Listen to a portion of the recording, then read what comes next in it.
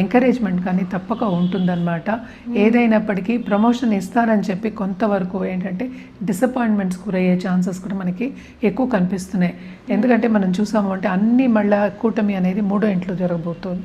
So ఏదైనా సరే కొంతవరకు ఈ నెలలో second half of this month, first half కొంచెం బాగానే ఉంది, second half of this month ఇబ్బందికరమైన ఒక సిచ్యువేషన్ అని చెప్పాలన్నమాట.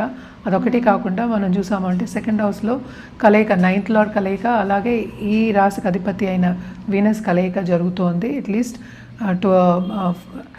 టువర్డ్స్ 3rd వీక్ వరకు.